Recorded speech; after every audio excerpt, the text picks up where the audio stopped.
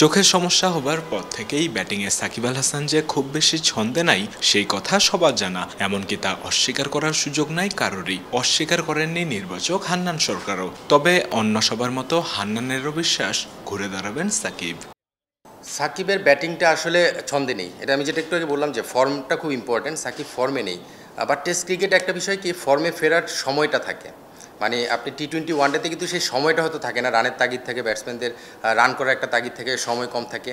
Test ক্রিকেটে কিন্তু সেই সময়টা থাকে। আমি বিশ্বাস করি সাকিব যেই মানের প্লেয়ার, আসলে একটা ইনিংসের ব্যাপার, একটু সময়ের ব্যাপার, সে যদি সেটা করে নিতে পারে সেই ফর্মটা ফিরিয়ে আনবে। সবচেয়ে বড় অ্যাডভান্টেজ হচ্ছে সাকিব যদি দলে খেলে, আমরা দেখছি যে সে 5-এ 6 এইসব পজিশনে ব্যাটিং করবে, আমরা সোফার চিন্তা করি। এটা কিন্তু অপোনেন্ট টিমের জন্য একটা চিন্তা যে সাকিব উইকেটে রয়েছে। এই 2-4-5 ইনিংস দেখে কিন্তু সাকিবকে কেউ রেট করে না, সো আমরাও রেট করতে চাই না। সাকিব একজন অলরাউন্ডার এবং ব্যাটসম্যান হিসেবে ওই পজিশনের প্লেয়ার। জাস্ট একটা ইনিংসের ব্যাপার, সেটা করে ফেলতে পারলে, সময় নিয়ে যদি করে ফেলতে পারে, আমার মনে হয় যে সে তার ফর্মে ফিরে আসাটা সময়ের ব্যাপার।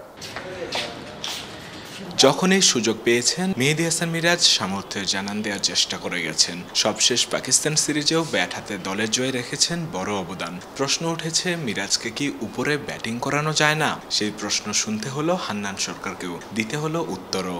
অবশ্যই উপরে ব্যাটিং করার যদি সময় আসে সেটা করবে। এখন আসলে টিম কম্বিনেশনে, টিম ব্যালেন্সিংয়ের কিছু ব্যাপার থাকে, টিম কম্বিনেশনের কিছু ব্যাপার থাকে।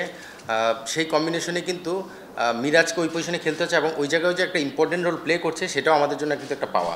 সো উপরে ব্যাটিং যদি দলের প্রয়োজন হয় অবশ্যই করতে পারে, সেটা কিন্তু সে প্রমাণ করেছে। সো মিরাজ তো আমাদের প্ল্যানের মধ্যে সবসময় থাকে, এবং সেটা যদি দলের প্রয়োজনে কখনো উপরে প্রয়োজন হয়, অবশ্যই ব্যাটিং করার অ্যাবিলিটি তার আছে, সেটা প্রমাণ করেছে।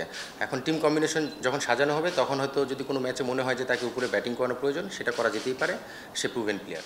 উৎস মাহমুদ, অলরাউন্ডার।